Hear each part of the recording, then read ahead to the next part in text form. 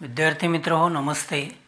आपण इयत्ता 11वी सायकोलॉजी या विषयामध्ये जो 7वा टॉपिक आहे आपली चेतासंस्था, या टॉपिकचा आपण अभ्यास करत आहोत. या टॉपिकमध्ये गेल्या लेक्चरला आपण मज्जासंस्था किंवा चेतासंस्था या घटकाचा आपण मज्जापेशी किंवा चेतापेशी या घटकाचा आपण अभ्यास केलेला आहोत. या चेतापेशीचे कोणकोणते घटक आहेत, मज्जापेशीचे कोणकोणते घटक आहेत हे आपण आकृतीसह स्पष्ट केलेलं होतं. त्यामध्ये प्रामुख्याने मी सांगितलेलं होतं तुम्हाला, जिथून पेशी सुरू होते त्याला आपण सिकातंतू असं म्हटलेलं होतं.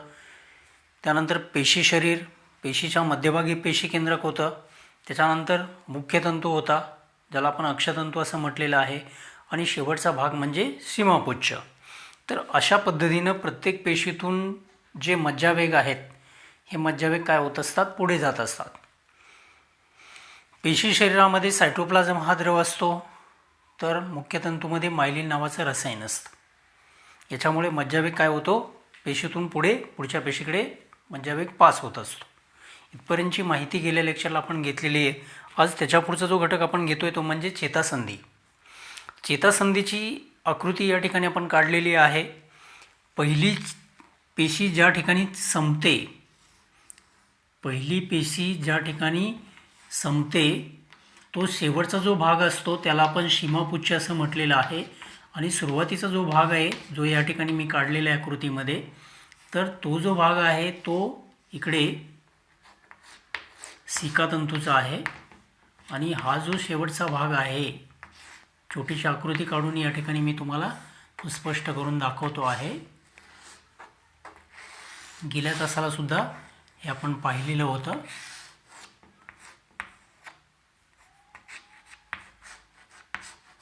तर ही जी आकृती आहे, ही आकृती मज्जापेशीची आहे. या ठिकाणी पेशी केंद्रक आहे, इथं पेशी शरीर आहे, आपण अभ्यासलेलं आहे. छोटीशी आकृती काढलेली आहे फक्त तुमच्या लक्षात यावं यासाठी. पेशीची सुरुवात इथं शिकातंतूला होते. इथून हा संदेश पेशी शरीर, पेशी केंद्रकामार्फत हा पाठीमागे इकडे मुख्य तंतूमार्फत हा संदेश पाठीमागे सीमापुच्छ या विभागाकडे येतो. अशीच पुढे दुसरी पेशी असते. ॲक्च्युली पहिल्या पेशीचा सीमापुच्छ हा भाग आणि त्याच्या पुढच्या दुसऱ्या पेशीचा शिकातंतू हा भाग, दोन्ही भाग जवळ आल्यासारखे वाटतात, परंतु ते एकमेकाला चिकटलेले नसतात, ते काही अंतरावरती असतात. इथं पहिल्या पेशीकडून आलेले जे न्यूरोट्रान्समीटर्स आहेत, जे मज्जावेग आहेत, हे मज्जावेग काय केले जातात, पुढच्या पेशीच्या इकडे, इथं मी आकृतीमध्ये अजून ते तुम्हाला सविस्तर काढून दाखवतोय. दुसरी पेशी या ठिकाणी सुरू होते. त्या पेशीचा सिकातंतू हा जो भाग आहे, हा सिकातंतू भाग या ठिकाणी पुढे आलेला असतो. अशी पुढे दुसरी पेशी सुरू होते. इथं पेशी केंद्रक आहे याप्रमाणे. अशा पुढे असंख्य पेशी असतील. पहिल्या पेशीचा सीमापुच्छ हा भाग आणि दुसऱ्या पेशीचा सिकातंतू हा भाग ज्या ठिकाणी जवळ आल्यासारखे वाटतात त्याला आपण चेतासंधी असं म्हणतोय.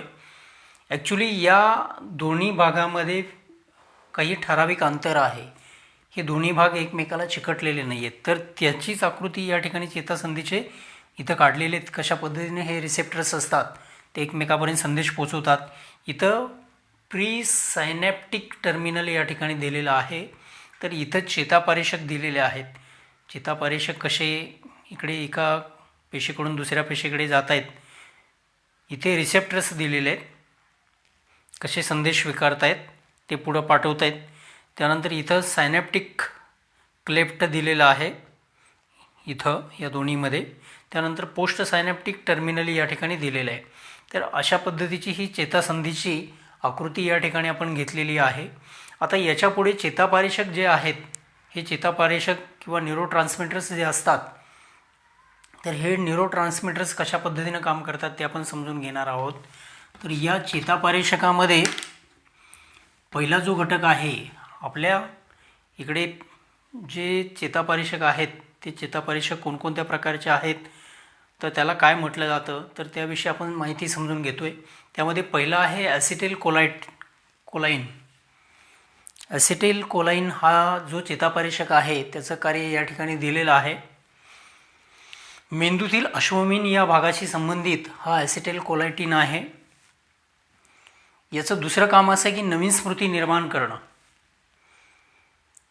ॲसिटिल कोलाइन हा जो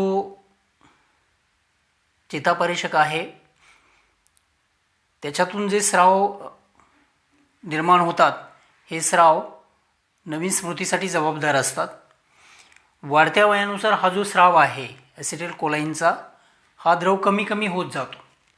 व्यक्तीचं वय जसं शारीरिक वय जसं वाढत जातं तसतसा हा ॲसिटिल कोलाइन हा जो चेतापरेषक आहे किंवा स्राव आहे तो कमी कमी व्हायला लागतो. त्याच्यामुळे व्यक्तीमध्ये अल्झायमरसारखा आजार निर्माण होतो. अल्झायमर हा आजार कशाशी संबंधित आहे तर विस्मरणाशी संबंधित आहे. अशा व्यक्तींच्यामध्ये ॲसिटिल कोलायटिन जर कमी झालं ॲसिटिल कोलाइन जर कमी झालं तर त्या व्यक्तीमध्ये इकडे स्मृतिऱ्हास व्हायला लागतो. त्याचबरोबर काही व्यक्तींच्यामध्ये स्नायूंचं दौर्बल्य त्यांना आलेलं आपल्याला पाहायला मिळतं. तर हा जो बदल आहे हा बदल या ॲसिटिल कोलाइन नावाच्या चेतापरेषकामुळे व्यक्तीमध्ये होताना आपल्याला पाहायला मिळतो. त्यानंतर दुसरा आहे डोपामाइन. डोपामाइन हा स्राव मेंदूतून स्रवतो. याची कार्यपद्धती कशाशी संबंधित आहे. डोपामाइनमुळे शरीरातील विविध कार्ये पार पाडली जातात. डोपामाइनमुळे शरीरातली विविध कामं पार पाडली जातात. डोपामाइन स्रावाची पातळी जर शरीरामध्ये योग्य असेल संतुलित असेल तर आपण आनंदी आणि समाधानाची अनुभूती घेतो. बघा शरीरामध्ये जर डोपामाइनची जर विशिष्ट अशी पातळी असेल लेवल असेल तर त्या व्यक्तीमध्ये आनंदी वृत्ती आणि समाधानी वृत्ती आपल्याला पाहायला मिळते. हा डोपामाइन प्रेरणा प्रक्रियेमध्ये महत्त्वाची भूमिका करत असतो पार पाडत असतो. त्यानंतर पुढचा जो चेतापरेषक आहे तो आहे नॉरेपिनेफ्रिन. आता नॉरेपिनेफ्रिनचं काम काय आहे. ज्यावेळी क्रिटिकल एखादा प्रसंग निर्माण होतो त्यावेळी त्या प्रसंगाशी सामना करणं त्याला सामोरं जाणं किंवा त्यापासून पलायन करणं यासाठी या नॉरेपिनेफ्रिनची भूमिका या स्रावाची खूप महत्त्वाची आहे. उदाहरणार्थ एखादा चावणारा कुत्रा आपल्या पाठीमागे पडला तर आपल्याला एकतर त्याच्यावरती दगड घेऊन त्याला सामोरं जाणं हा पर्याय असतो, त्याला हुसकावून लावणं हा एक पर्याय असतो किंवा मग एकतर त्याच्यापासून पळून जाणं हा दुसरा पर्याय असतो.